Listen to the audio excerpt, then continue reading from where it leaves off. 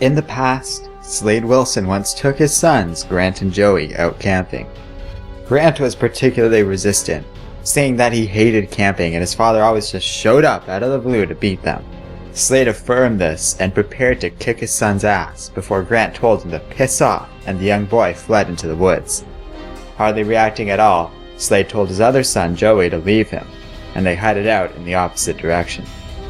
The young boy was shocked but followed his father, leaving his brother Grant behind. In the present, Deathstroke wakes up in a luxurious room. He heads out to meet with his current employer, a local despot named Matthew. Here, he has a different name among his people, Jazaki, the Red Lion.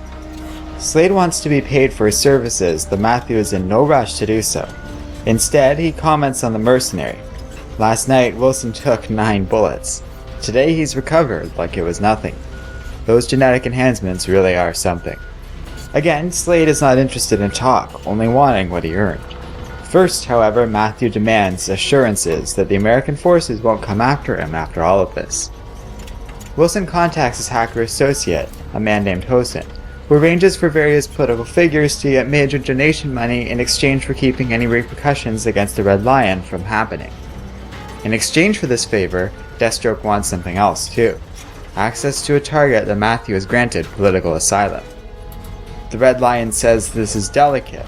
There are certain ethics, even among killers. Slade should know that more than anyone.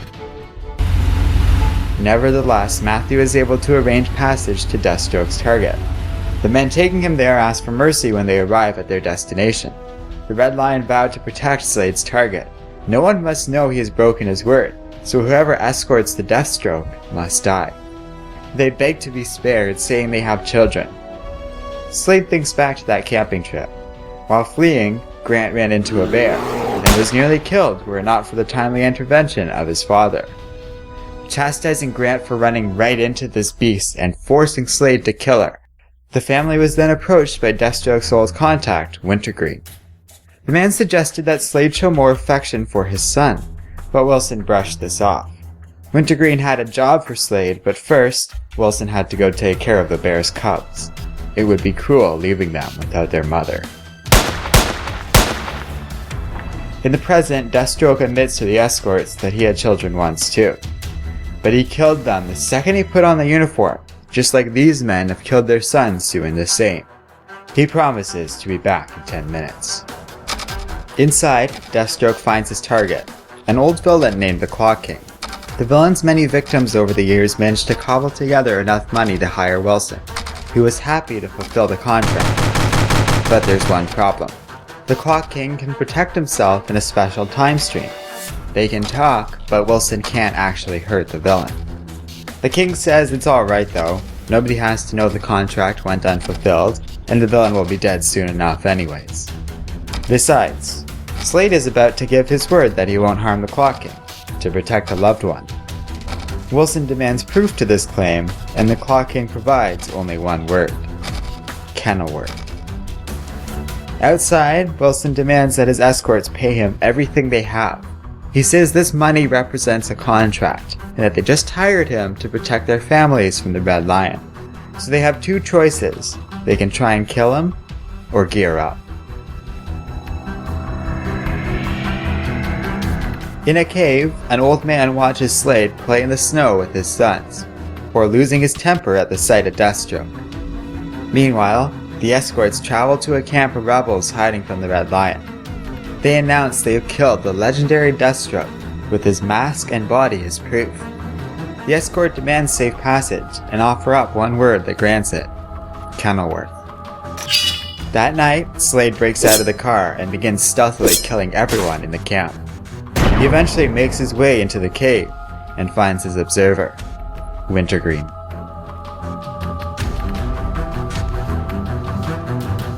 Hello and welcome to Comic Island. My name is Arden, and this is my recap and review of Deathstroke Rebirth number 1. I didn't really bother looking up much about this ahead of time, so finding out that Christopher Priest was writing this issue was the first good sign, as I've liked some of his past work. He does some really impressive stuff here. Deathstroke is a great character, but he can be tough to write for in a solo series.